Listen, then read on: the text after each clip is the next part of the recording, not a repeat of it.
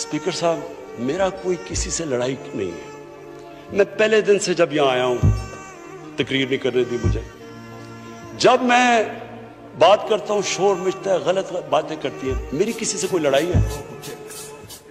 मुझे इन सबको जो भी ये समझता है कि ये मैं किसी से लड़ाई की वजह से या कोई मैं अपने दुश्मनियां किसी से हैं, मेरी कोई किसी से दुश्मनी नहीं। मैं आज आपके सामने कह रहा हूं कि अगर पाकिस्तान के अंदर, हमारे मुल्क में अगर सही माने में अकाउंटेबिलिटी प्रोसेस ना चला, हम किसी सूरत इतना पैसा नहीं इकट्ठा कर सकते अपने बच्चों को तालीम देने के लिए, सेहत उनके इलाज करने के लिए, अस्पताल ठीक करने के लिए। हम आगे बढ़ ही नहीं सकते। जब एलीट करप्शन पे लगी हुई है, वो आप कैसे समझते हैं वो मुल्क तरक्की करेगा? हम जब आप किसी के ऊपर केस होता है, वो कहते हैं जी पॉलिटिकल विक्टिमाइजेशन है। मुझे ये बताएं कि मेरे ऊपर पॉलिटिकल विक्टिमाइजेशन नहीं थी जब इन्होंने मेरे ऊपर कोई 2002 का फ्लैट डिक्लेयर हुआ, मुझे इन्होंने सुप्रीम कोर्ट में 6 केसेस कर दिए। मेरे इलेक्शन कमीशन के अंदर मुझे सुप्रीम कोर्ट में 2 केसेस किए। क्या मैंने कहा कि कभी मैंने कहा विक्टिमाइजेशन है? मैं जवाब देता हूं, मैं जब वो फ्लैट लिया था, मैं सारी दुनिया जानती है मैं इंटरनेशनल क्रिकेटर था, मैं तो जवाब दे नहीं था, मेरे पास तो कोई पब्लिक ऑफिस नहीं था। उसके बावजूद 10 महीने में स्पीकर साहब जो मेरे से सुप्रीम कोर्ट ने जवाब मांगे मैंने दिए। 40 साल पुराने कॉन्ट्रैक्ट दिए, मॉर्गेजेस दिखाए, किधर से पैसा आया, मॉर्गेज में कितना गया, कब वो मॉर्गेज दिया, फ्लैट कब बिका, बीवी से जो पैसे लिए हुए थे यहां जमीन लेने के लिए।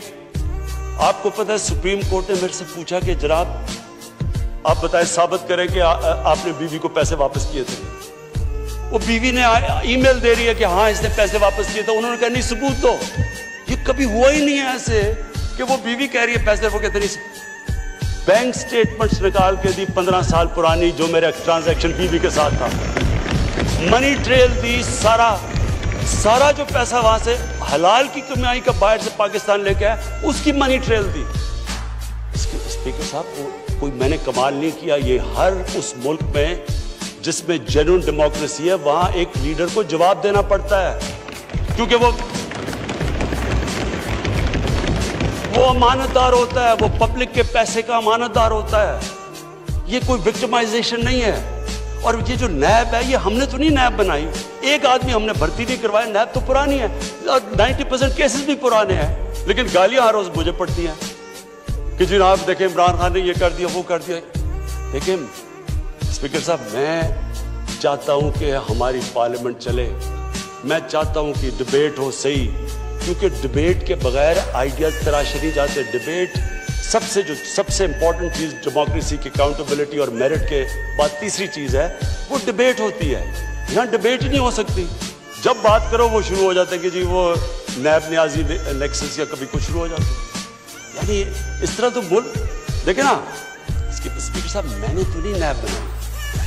पॉइंट ये है कि क्या फंडामेंटल प्रिंसिपल ये है, क्या हमारे जो इक़्तिदार में लोग रहते हैं वो जवाब देना चाहते हैं अपनी वेल्थ का या नहीं देना चाहते?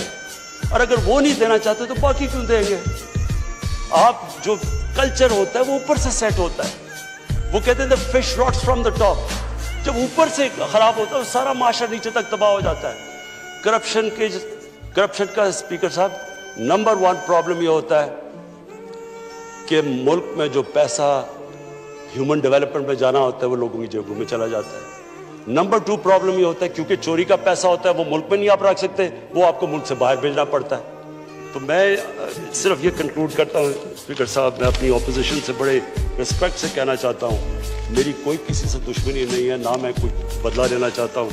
मैं सिर्फ ये बिलीव करता हूँ कि हमारा मुल्क, अल्लाह ने इसको इतनी नेमतें दी हैं, अल्लाह ने इससे क्या क्या चीज़ें नहीं हमें दी, लेकिन जब तक इस मुल्क के अंदर रूल ऑफ लॉ मीन्स कि everyone is equal in front of law, जब तक रूल ऑफ लॉ और लीडरशिप की अकाउंटेबिलिटी नहीं होगी, हम भी वही सारे बनाना रिपब्लिक्स की तरह एक समुंदर होगा गरीबों का और थोड़े से अमीर लोग होंगे। शुक्रिया।